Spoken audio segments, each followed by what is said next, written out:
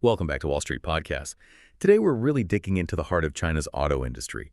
We've got our hands on a key piece of research from Goldman Sachs, China's Securities Company Limited.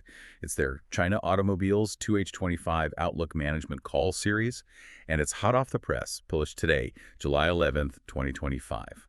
So our mission for you, our listener, is, well, to cut through the noise here. We want to distill the absolute critical takeaways from their talks.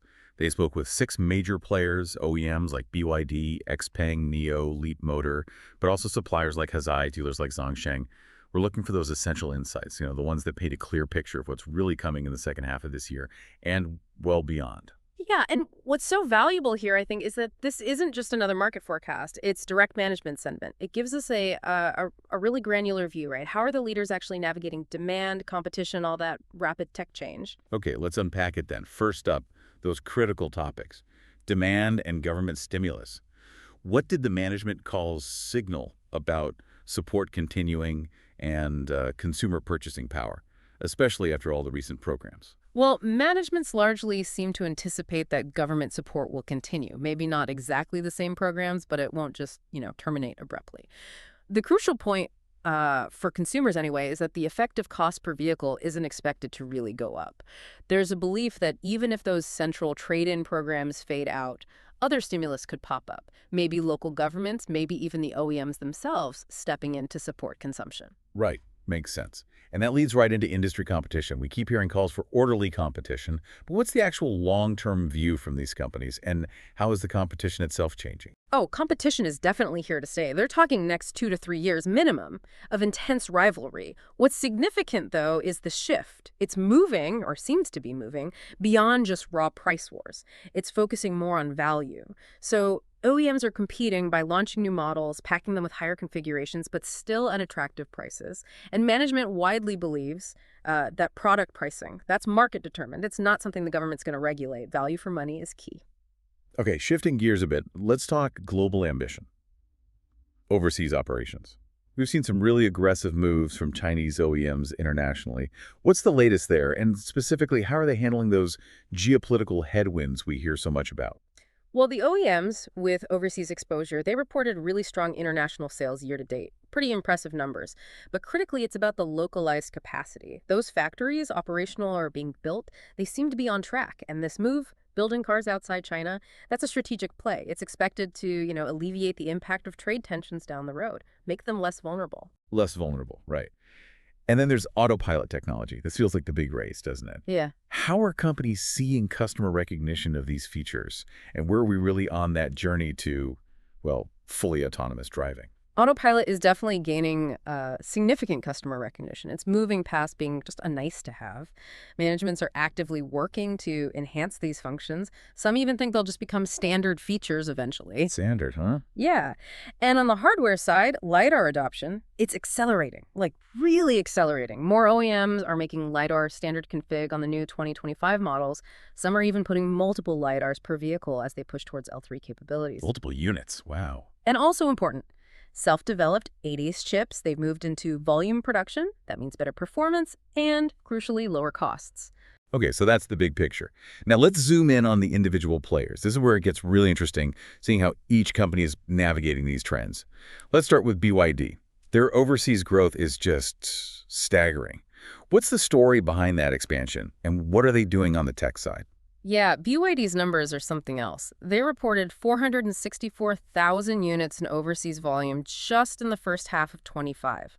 That's up, get this, 128% year over year. Wow. And it's not just shipping cars out. They're building capacity locally. 5 overseas factories, 3 started mass production already, June 24, July 24, July 25, and 2 more are coming by the end of this year. They even own 6 large Ro-Ro ships for exports. They're serious about controlling logistics. Controlling the whole chain. Exactly. And on tech, they launched their God's Eye autopilot system back in February. Highway autopilot is now standard on models starting around RMB 100K, and they're targeting city memory autopilot via OTA over-the-air updates by the end of the year. Okay, next up, XPeng. They seem laser-focused on profitability. How are they actually planning to hit that non-GAAP net profit break-even target by Q4? And what's driving their tech push? Right. XPeng's plan relies heavily on new products. The G7 is out. They've got a new P7 and a large ERV SUV coming in the second half. EREV, the extended range ones. Yeah, and they plan to put ERV powertrains in most products by the end of 2026. A key differentiator for them is their own chip, the Turing AI chip. It's central to the G7, going to be standard on more premium models. And the big deal is it significantly lowers the per-unit computing cost compared to buying third-party chips. Bringing it in-house. Exactly. And they're aggressively pushing towards L3 capabilities with OTA updates, too. So profitability improvement expected from better gross margins on these new models, plus keeping a really tight lid on OPEX. Okay, let's talk NIO. They've also been actively managing costs. What's the latest on their restructuring, and what new models are they banking on for growth? NIO started another round of OPEX reduction just now, in Q3, specifically targeting R&D efficiency. That involves streamlining headcount by several thousand people. It's a direct push towards their non-GAAP operating profit break-even target. So trimming down to get profitable. Pretty much. Product-wise, they're launching the Onvo L90. Pre-sales just started July 10th, official launch end of July. It's a large 6-seat SUV priced competitively under RMB 300K. Then there's the Onvo L80 planned for Q4 and an updated ES8. Looking further out, Q1 26, they're planning a flagship SUV, the ES9, in that RMB 500K, 600K range. Wait the lineup. And they're also targeting over 15% blended vehicle gross margin by year-end 25. That's driven by BOM bill of materials cost cuts, again, from self-developed chips. Self-developed chips seem to be a theme here. What about Leapmotor? They're fascinating, really aggressive volume targets. What's their pipeline look like, and how are they using partnerships for that overseas growth? Leapmotor is incredibly ambitious. They're targeting 500,000 to 600K units this year, and 1 million units in 2026. 1 million. Wow. Yeah. Strong pipeline, too. The C11 facelift and a B-Series sedan are launching this month, then a B-Series crossover by year-end, and that overseas expansion, critically backed by Stellantis. That means 450 overseas stores, plus factories in Malaysia and Europe starting mass production by mid to end 2025, specifically to avoid tariffs. This Stellantis partnership is huge for them. Definitely. And also notable, they're making LiDAR standard on all their C-Series facelift models now. Okay, we also heard from a key supplier, Hesai, in the LiDAR space. What's their outlook? Where are they seeing growth? Hesai sounds pretty confident about their 2025 guidance. They're projecting significant growth in revenue and shipments, plus a strong gross margin, around 40%, and GAAP net profit. They're seeing much higher LiDAR adoption domestically, OEMs like Li Auto, Xiaomi making it standard. Internationally, they've locked in exclusive design wins with a top European OEM. That's a big deal. And they're actively chasing more proof-of-concept programs. And interestingly, beyond just cars, ADOAS, they expect robotics LiDARs to be about 40% of their revenue in 2025. Think robotaxis, humanoid robots, that kind of thing. Diversifying beyond auto. Interesting. Okay, finally, Zhongsheng. Giving us a dealer perspective, what's their take on market volume, and what are they seeing with traditional brands versus NEVs? Zhongsheng sounds positive overall on industry volume for the second half of 25. They expect stimulus from local governments and OEMs to keep things going. Now, traditional brand sales, they did see a decline in the first half, but strategically, Zhongsheng is expanding their AITO stores. AITO being the Huawei-backed brand. Exactly. They operate 36 AITO stores now, which actually accounted for 6% of AITO's total national sales in the first half. So that's significant for them. They also see strong secondhand car transactions, though profitability there is still challenging because of the age of the vehicles. But after-sales services, that's a clear growth area. They're building more collision centers. Right, the service side. That dealer view really adds another layer, doesn't it? Yeah. Okay, so zooming out from all these company details, what does this all really tell us strategically? Let's try to connect some dots for you, the listener. My first question. The report highlights the shift, right? From pure price wars to value competition. Yet almost everyone expects competition to stay fierce for 2 to 3 years. So what does value truly mean here for these OEMs beyond just, throwing in more features? And how does that actually play out in their strategies, especially thinking about profitability? Is it a real pivot or just a fancier price war? That's a great question. And connecting it back, value here seems to go way beyond just features. It's encompassing the total cost of ownership. Think energy efficiency, the after-sales service network, which Zhongsheng touched on, and also perceived quality, longevity, things that, legacy global players used to dominate on. For profitability, it really means leveraging those vertically integrated supply chains we talked about, the self-developed tech, BYD's DM 5.0, XPeng's Turing AI chips, using those to slash the bill of materials cost, the BOM cost, while actually boosting performance. NIO's focus on R&D and supply chain cost-cutting fits right in there, too. So the competition becomes less about just being the cheapest and more a race for, let's say, operational efficiency and tech leadership that gives you a better product at a competitive price. That's where the healthier margins might come from. Okay, operational efficiency, tech leadership. That makes sense. Yeah. But it brings up the global ambition again. The report mentioned strong overseas sales, accelerating local factories, sounds like a solid strategy. But how effectively can these Chinese OEMs really use that to alleviate the impact from geopolitical trade tensions?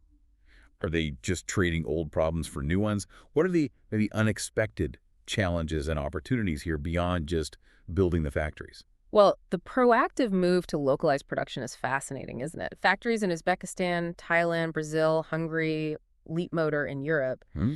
It directly tackles tariff risks, regional trade barriers. It's a way around protectionism, basically. Right. But the challenges are definitely significant and maybe nuanced. You've got building brand recognition from scratch in very different, often crowded markets, navigating really complex local regulations, building robust supply chains outside China, which is a huge shift, and crucially, adapting products, tailoring them to local tastes, local needs, without losing what made them competitive in the first place. It's a tricky balance. It is, but the opportunity is huge. Tapping into potentially massive markets, maybe getting a first-mover advantage somewhere, and fundamentally diversifying revenue away from that super-saturated domestic market.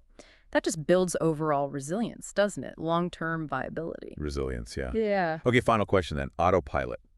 It's gaining recognition, probably becoming standard, like you said. Leapmotor even suggests no major differentiation at certain levels soon. So if the basic tech becomes common, how do companies differentiate themselves going forward? Where's the real competitive edge?